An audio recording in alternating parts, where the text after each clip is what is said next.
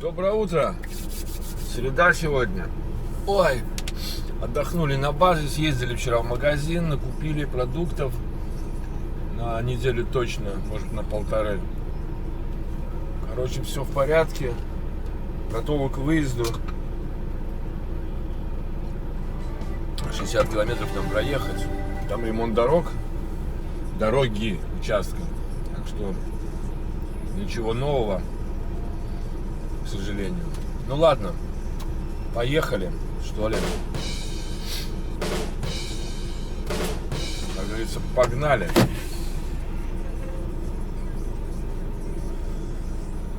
Так, звоним.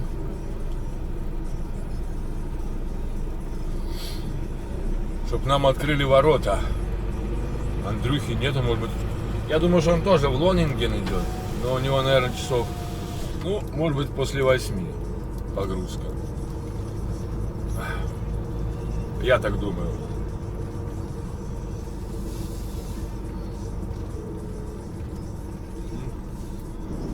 Хотя, может быть, и спит еще до сих пор. Ну, не, ну, вчера в 7 часов вечера он спал. Вряд ли.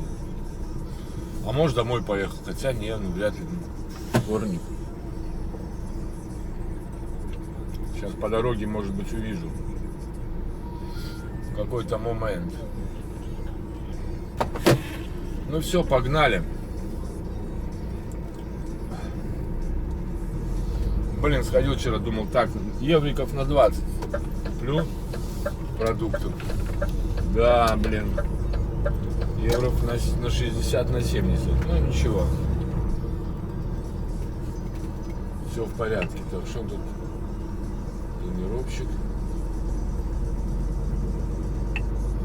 Что, меня еще сюда везет? Не, мне сюда уже не надо. Мне уже только на Лонинген.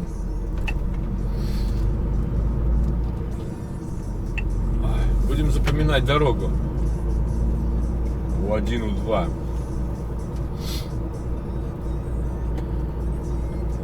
Будем выкарабкиваться.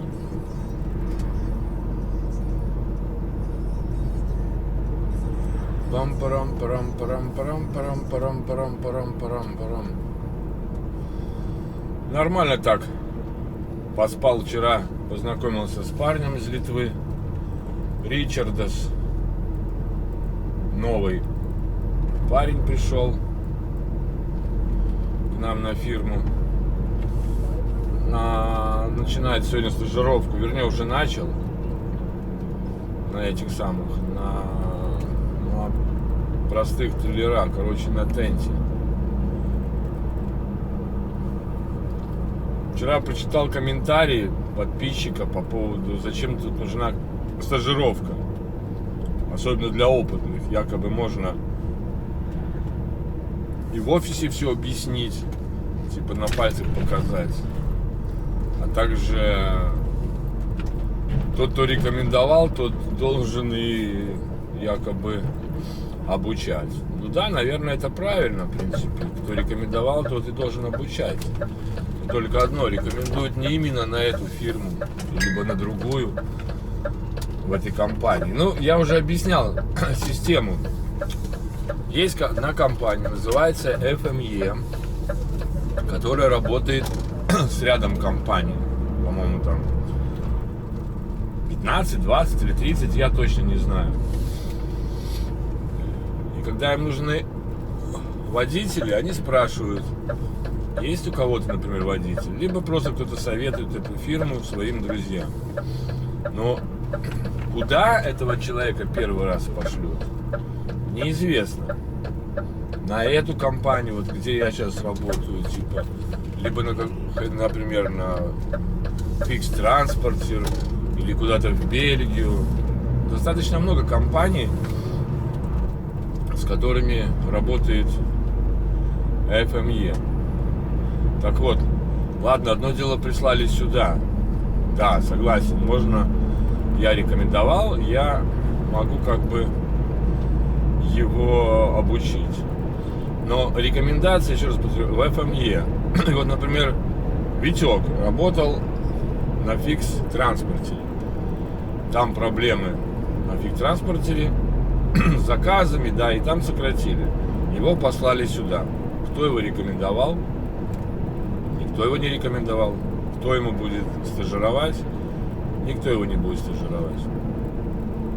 Из тех, кто рекомендовал, соответственно. Такая вот ситуация со стажировкой. Далее, по поводу стажировки в офисе. Здесь нет так называемого офиса. Здесь есть помещение с кабинетом владельца компании, а также с компьютером, где сидит бухгалтер, женщина, которая приезжает один раз в неделю, по-моему, в субботу, и подбивает итоги. Тут нету такого офиса, как принято думать, что тут офисы. Зачем? Кому там платить? Уборщицам, да, там, менеджерам или тому, или еще кому-то. Менеджеры здесь работают A to B. Они, это большой офис, вот он находится в порту CCT на 2-м этаже. Потом якобы опытный, и что там ему объяснять? Я еще раз повторю, объясняется в процессе, не на пальцах, а на деле. Потому что водителям некогда здесь кому-то обучать на 45-ке. Это мой законный выходной день, я никого не должен тут обучать и рассказывать. Да, по дружбе можно подсказать, но обучать, и каждый человек воспринимает это по-разному. Кто-то это быстро схватывает на лету, а кто-то, нужно, тыркать. И неважно, опытный, неопытный. Потому мы работаем там мы в основном в одном порту, и нужно вот это знание, как, что делать, куда ехать, как ехать. Это только в порту, например. И то же самое с документами, чтобы не было задержек, чтобы не было проколов. А опытных, ребята, чем опытнее, чем старше, тем труднее обучать, потому что типа я все знаю. Стажировка нужна, потому что тот, кто стажирует, он делает выводы и говорит руководителю, владельцу компании, что за парень, какая у него коммуникабельность, идет на контакт, не идет на контакт, хмурый, веселый, то есть это характеристика. Потом, как он понимает работу, пускай даже он там всю жизнь работал на контейнерах, но в одном в порту или в другом порту. Здесь другой порт, немножко другая организация, она проще, конечно, но работать с теми же документами, бумагами, это про контейнера сейчас говорю.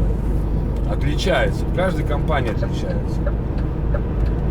И так вот пустить человека можно, конечно, я не спорю, но могу с уверенностью сказать, что очень хорошего из этого ничего не получится. Другое дело, согласен стажировать, не надо там неделю там, или 5 дней там. Да, достаточно 2 дня. Первый день переночевали, второй день и все. Но для того, чтобы себя снять с машины и посадить на другую, никто не будет посылать машину на базу. Зачем это надо? Специально для этого. Это раз. Второе. На данный момент, например, ты приходишь в компанию, приезжаешь в субботу, начинаешь работать, а машины для тебя нету. Я еще такой момент нашел, забыл. Можно прийти и на ФМЕ скажут, ну, когда вы можете скоро начать работать? Ты говоришь, например, хоть завтра. Окей, на данный момент нету работы, мы вам позвоним. А через 2 часа могут позвонить и сказать, есть работа, выезжай. Так вот, когда Эрик видит, что, например, на следующую субботу выезжает водитель домой, а ему нужен водитель, потому что нет, например, да, свободных водителей, машина, чтобы не стояла, ему нужен водитель. Он делает запрос в ФМЕ, и ты приезжаешь через Польшу, приезжаешь на фирму, скажем, там, в субботу. Но машины-то нету. Машина будет свободна только в следующую субботу. И вот за этот момент ты спокойно стажируешься. И стажируешься ты за бесплатно. Да, Эрик оплачивает 2,5 дня стажировки, 1,5 дня оплачивает ФМЕ еще, если ты задержишься. Потому что обычная стажировка вообще занимает 3 дня здесь. Но на контейнерах может быть быстрее, дольше, из-за того, что не поедет машина на базу, чтобы тебя снимать, и ты шел на другую машину. На трейлерах возможны такие варианты, потому что часто трейлера в процессе недели заезжают на базу. Тоже в зависимости от планинга. Вот, например, я приехал в субботу, в понедельник начал стажироваться, и в пятницу я слез с машины не потому, что мне долго надо было стажировать, просто потому, что не было в планах машину гнать в гараж. Поэтому пришлось мне 5 дней. И то мне их оплатили, потому что это не моя вина. Изначально было сказано, что я буду стажироваться там 3 дня.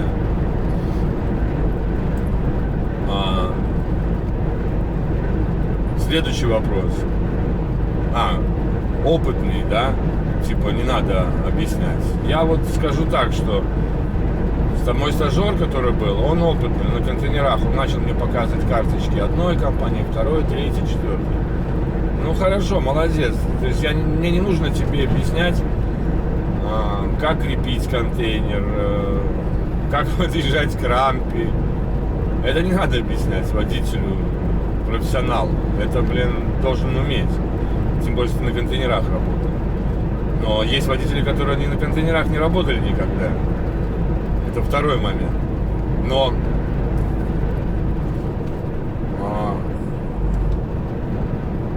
работа с этими самыми... нам сейчас на паркинг надо заехать. А его, как всегда, тут нету. Немецкий. Но работа вот с этой организацией, по организации, вот чему объясняется. Кому, как, что, когда писать, что писать в СМР-ках, что писать в этих документах, где печати ставить, кому отсылать это, как отсылать.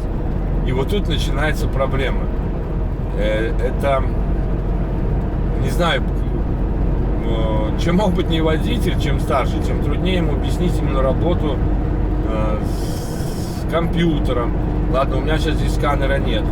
Работа со сканером, работа с Gmail, да, с электронной почтой. Некоторые никогда не пользуются электронной почтой, я некоторых показывал, как электронной почтой пользоваться правильно, как настроить, чтобы ты всегда видел, что тебе пришло какое-то сообщение по работе.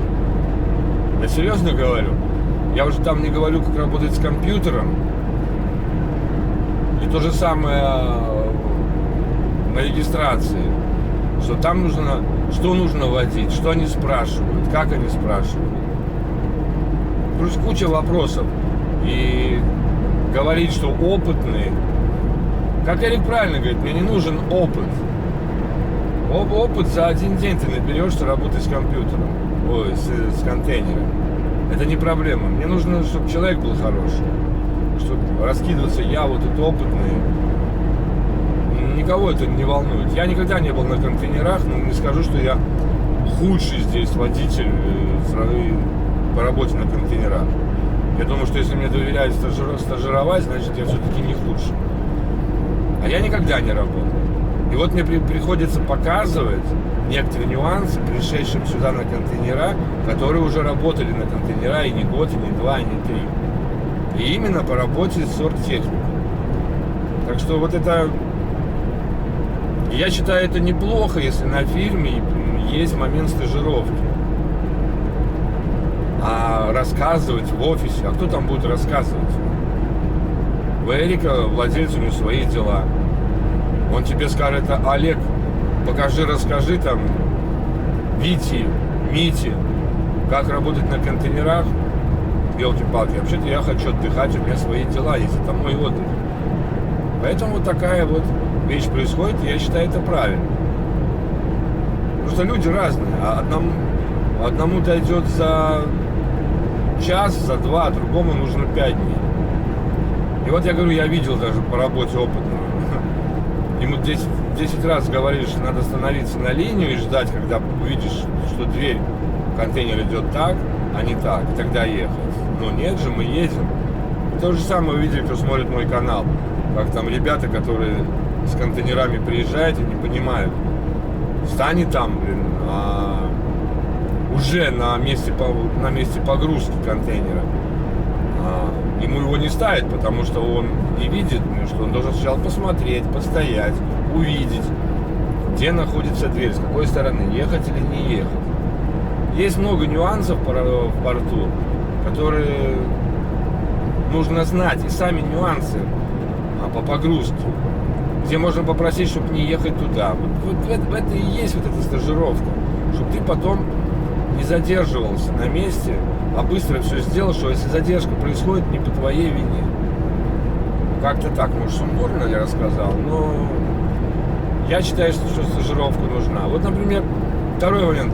Витек, он пришел на фирму, у него опыта дохерища, он пришел на тендер. Я его не обучал, его стажировали на нормальном трейлере. Понимаете? Его стажировал парень из Румынии. Я не знаю, как он его стажировал. У Вити куча вопросов. Куча вопросов, потому что, как он сказал, стажировка пошла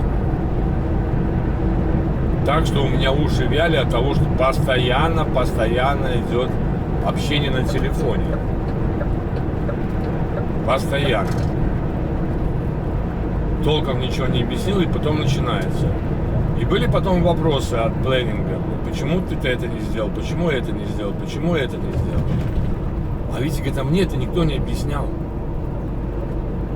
А там много нюансов. Очень много нюансов, потому что там идет работа с планшетом. И там перевозки груза. Груз считается, он везется по аннекс 7 там. Где там печати ставить, когда их ставить, где заправляться, где получать эти, как там это называется, то, что ты потратил, грубо говоря, понимаете, материалы, как их получать, куда писать, если ты не успеваешь до определенного времени. То есть своя специфика. И говорить об этом, я считаю, что это неправильно. Для такого вида деятельности, работы с A2B, нужна стажировка, потому что Эрик не хочет, чтобы ему писали с планинга, почему твой водитель не сделал это, почему твой водитель не сделал это. Зачем ему это надо? Ну, легче ему дал человека на эту самую стажировку. Тот проехал с ним день, два, три. Написал Эрику отчет. Что за водитель, как он относится к работе, как он вообще себя ведет. И все, и Эрик делает выводы. Просто были такие случаи, что человек 2 дня стажировался, но, и до свидания. Бывали случаи, что это не у меня, это я знаю просто случаи, что водитель говорит, человек работает нормально, но не может работать с оргтехникой, не может послать нормальный email, не может правильно зарегистрироваться, не может правильно оформить документы. Из-за этого очень большие задержки. А Эрик нормальный чудак, он говорит, ладно, дай ему последний шанс, последний день. То есть человек стажировался не 5 дней, он стажировался 5 дней и еще 2 дня. Ну, тогда вроде у него пошло. А есть еще так называемый синдром 3-го дня. Это когда вы все вроде получали. Вот у меня так произошел синдром 3-го дня, но у меня просто пришло, как бы вам сказать, голова в другом направлении работала. У меня там проблемы были. У меня в 3-й день какая-то фигня. И вообще все из рук валилось по организации. Андрей уже говорит, Олег, что за фигня? Я думал, у тебя все нормально, что ты начал косячить. Потом я ему рассказал ситуацию, мне там зарплату не пересылали, мою. хорошие люди. Так вот и получилось. Ну а потом на следующий день все в порядке, выдохнули. Он говорит, ну сейчас все отлично. То, блин, первый день отлично, второй день отлично, третий день я вообще ничего не понял, блин. Там забыл, тут забыл, это забыл. Поэтому я считаю, стажировка нужна. Легче научить, показать, чем потом переучивать. Так, заедем мы на паркинг. Ведем страну.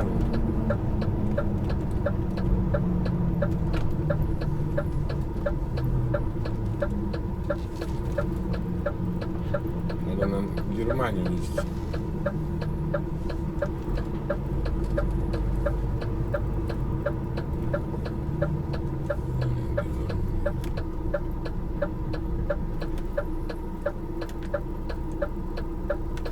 Просто одному все это легко дается, а второму, блин, не так просто. Я по себе знаю. Я даже знаю ребят, которые сейчас работают и постоянно меня спрашивают. И опыта у них побольше, чем у меня вообще в дальнобое. Потому что там на контейнерах или на что-то. А как вот это? А как вот это? Покажи вот это. А покажи то. Я всегда рад помочь, если человек просит, нормально просит. А то есть такие люди, попросят тебя, ты начинаешь помогать, они потом еще тебя, блин, начинают наезжать. Да что ты мне показываешь, я это знаю. Ну, знаешь, что ты тогда спрашиваешь? Я всегда иду навстречу, всегда. Я всегда говорю водителям, новым особенно, даю номер телефона, говорю, если какие-то проблемы будут, звони, я всегда готов помочь. Да, звонят, спрашивают. Ну ладно, ребята, день начался, я немножко объяснил, зачем нужна стажировка, для каких целей она.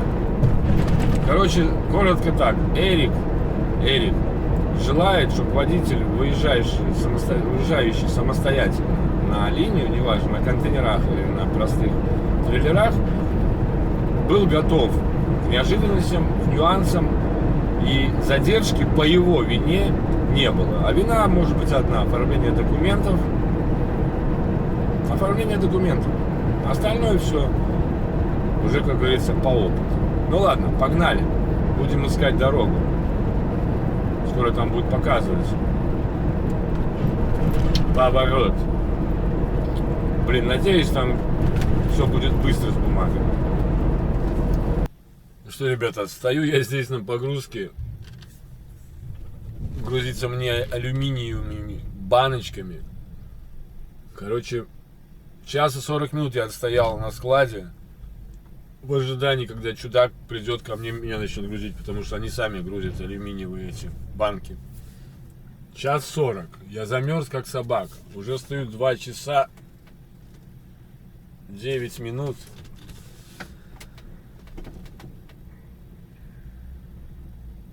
Не понял.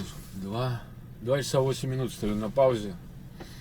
Еще, ну, я думаю, что получится вот троечка. Что может сегодня 15 часов поработать. И получится 13 плюс 9. Как-то так, 3 плюс 9 вернее. Так что это пипец. Так медленно работает. Офигеть. Он там одного грузил. Вот эти 1,5 часа, сколько я там стоял, это он все одного грузил. А он начал его раньше.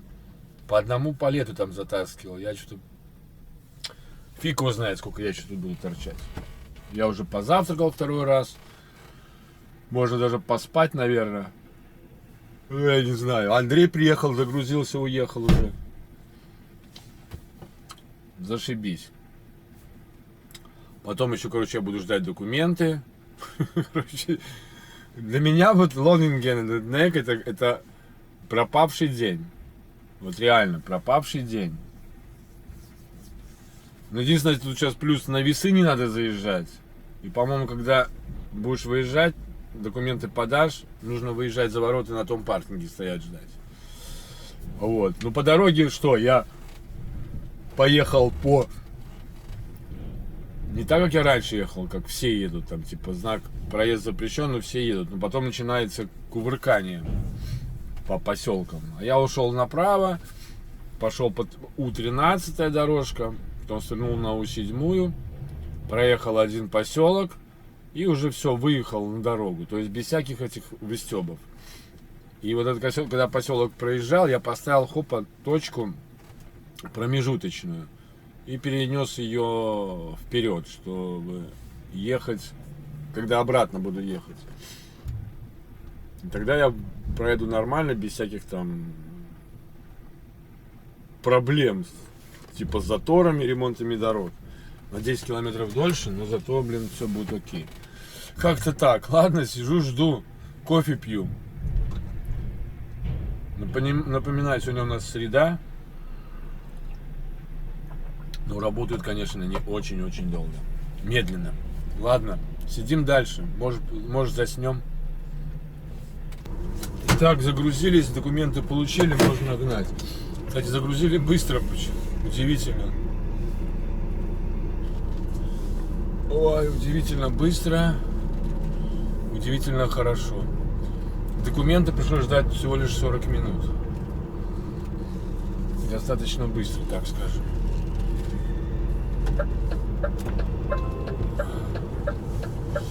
Фу, это радует. Теперь поедем по маршруту, по которому мы приехали.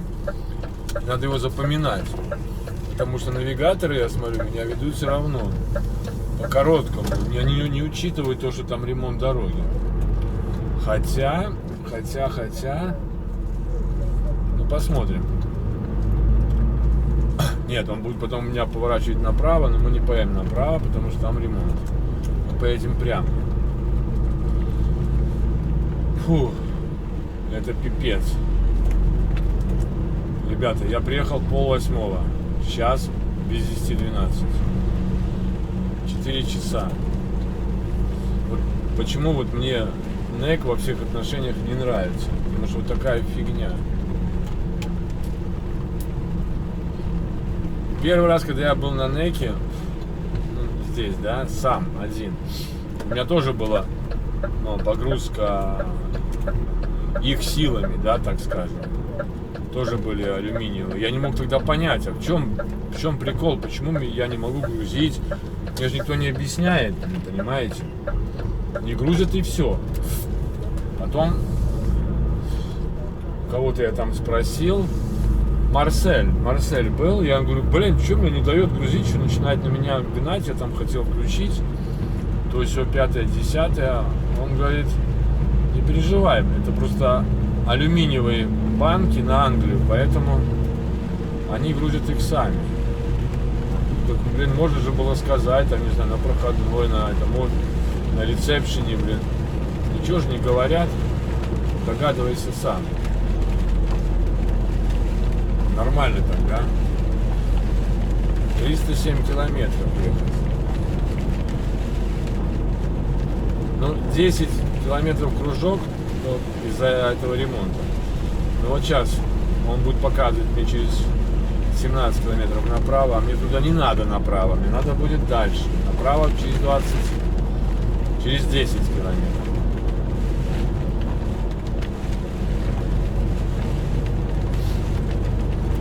На улице дождь,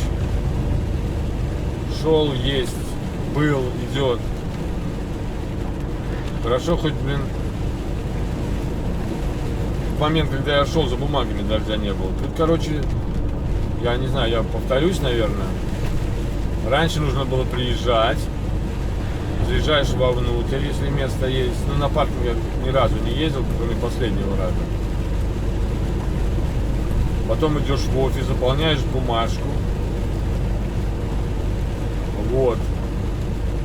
Отдаешь им. Они дают тебе еще одну бумажку, в которой ты пишешь там еще кое-какие данные. Номер пломбы еще там вписываешь. Вот. Я хотел взять этих пустых бланков, чтобы заранее заполнять. забыл.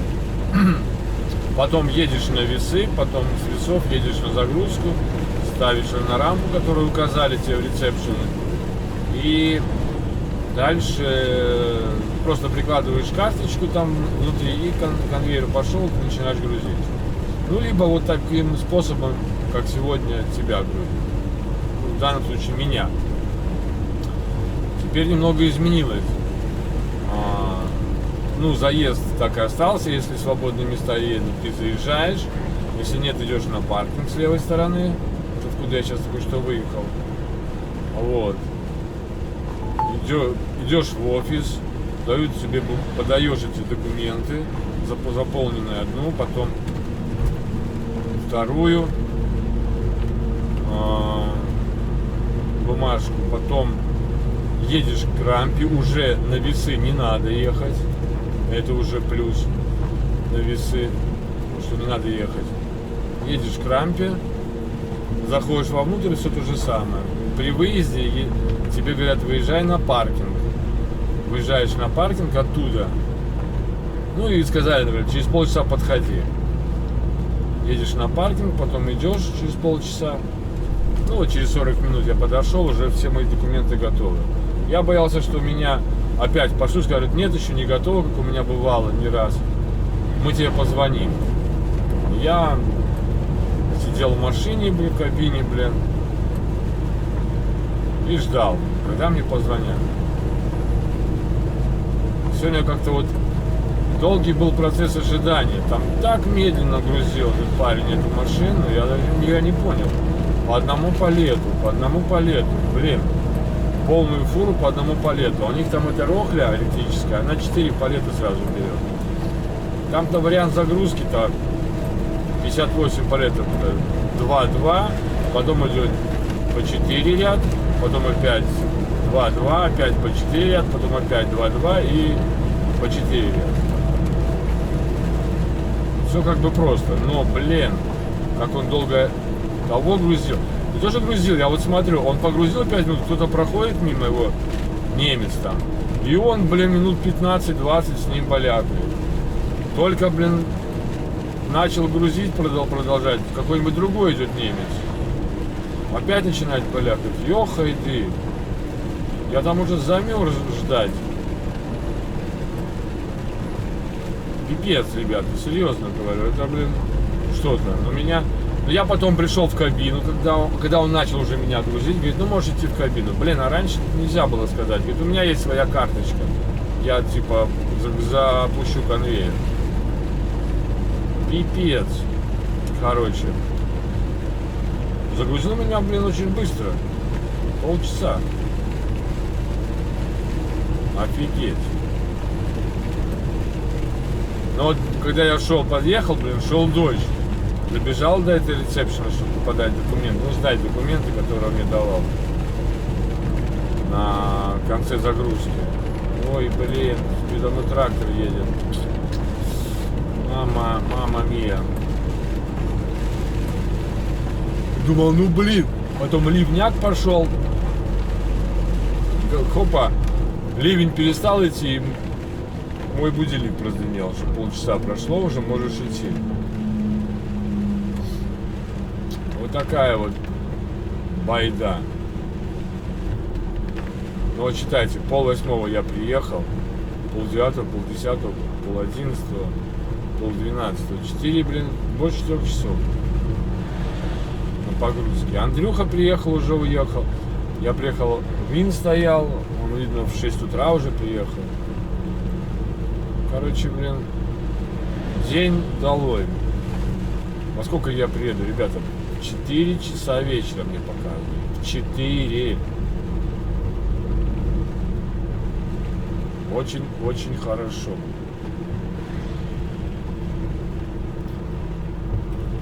В кавычках, конечно. Ну, куда меня пошлют эти 4? В Баварию, наверное, пошлют. Или опять в Германию. Ну ладно, все это фигня. Мы едем, друзья мои. Ехать нам. Сейчас скажу, показывает 4 часа ехать. Надеюсь, паузу не придется стоять, что я за 4 часа уеду. 3 часа, кстати, не удалось простоять. Через 2,5 часа я отъехал от рампы. В общем, в итоге, да, я стоял у рампы 2 часа 40 минут. Хотя тахограф там как-то засчитал, не, наверное, это все-таки стульчика не считал. Не будет у меня тройки. 9,3 не получится. К сожалению. Ой. Так что едем по германским тропам, нам до границы. Сейчас скажу вам, ребята, до границы нам 83 километра.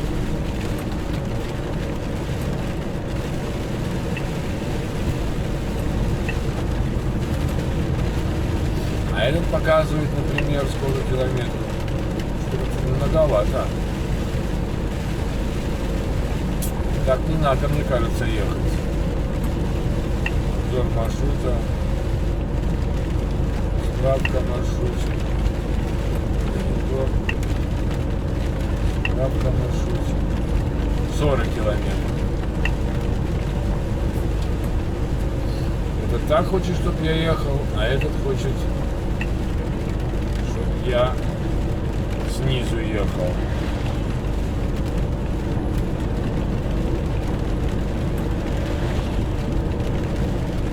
Ну, посмотрим. Может, потом выйдем на необходимую трассу, которая нам нужна. С 12 дорожек. Пойдем на М.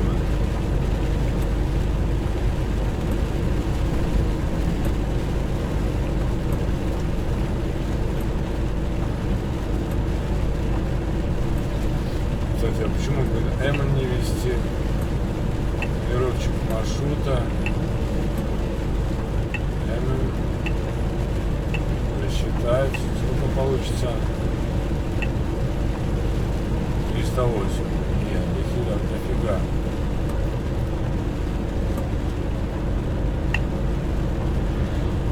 На 20 километров больше.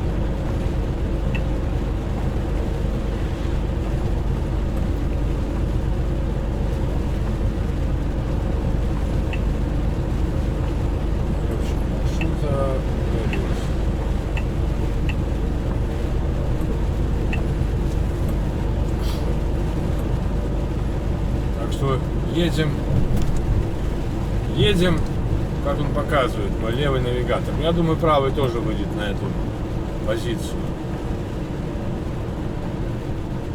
Вообще, блин, ведет, фиг маму знает. Так, этот ведет нас 288 показывает. Ну да, все в порядке, едем.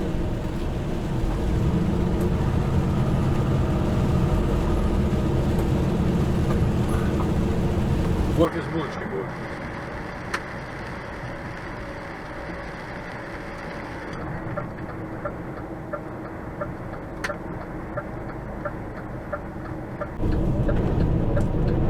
Подъезжаем к порту.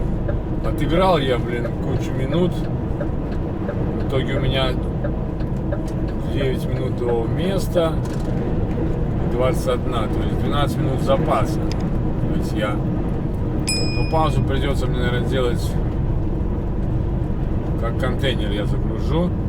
А следующее задание, ребята, у меня нету. Приедем, будем писать. What's the next? Уже новый релиз ордер пришел. Пин-код. Старый работает до 6 вечера.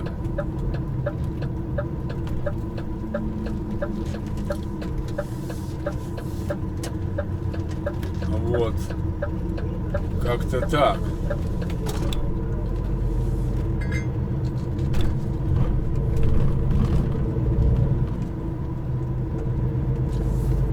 Странно. Андрей ответил, 25 минут мне оставалось до этого. 25, 25, 50. Ну и, скажем, полчаса он здесь пробыл. Ну да, он так и уехал. Примерно одинаково. Время путь занял у него, я так думаю.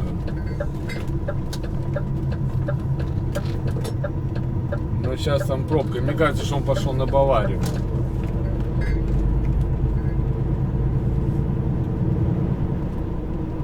Единственное, только если он тут на Еврорине, ну вряд ли он не успел бы загрузиться на Еврорине и уже выехать. Это невозможно. Он уехал раньше меня где-то на... Да, где-то на час точно. Даже больше. Конечно, больше. Больше, чем на 1,5 часа он раньше меня уехал. Потому что он уехал, ушел от рампы, а меня еще даже грузить не начинали. Минут через, может быть, 30 меня начали грузить. Грузили меня 40 минут. И потом еще 40 минут я ждал. 80 плюс 30, 150, да? 1,5 часа. Так что все одинаково. Единственное то, что меня долго грузили.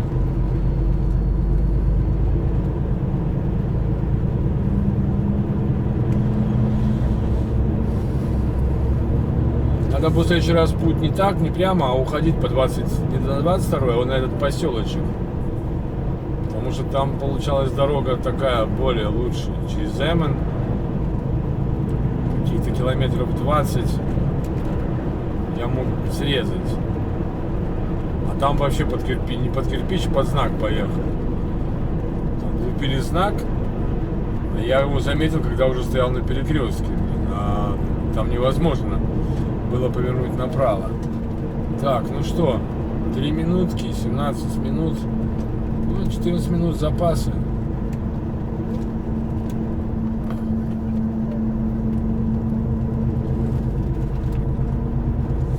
Посмотрим, как нам еще будет контейнер менять. И вообще, что у меня с планингом. Витас где-то в бреде грузится.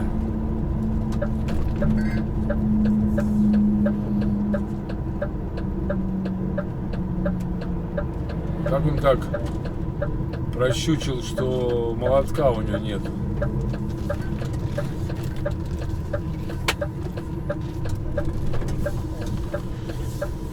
Вернее, не прощучил. Был на базе и не проверил.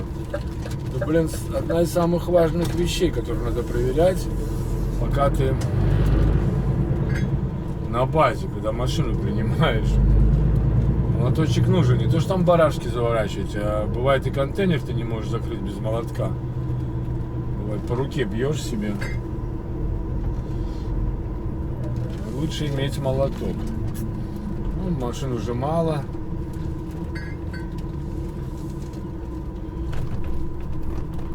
Коллег не вижу. Там может быть синий, этот самый Джон. Еще стоят. Нет, это не Джона машина.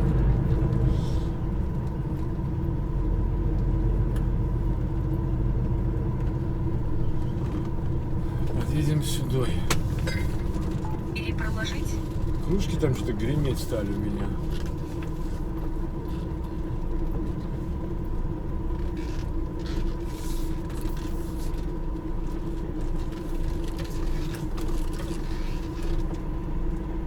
Все, приехали. Будем писать письмо. 15 минут показывает время.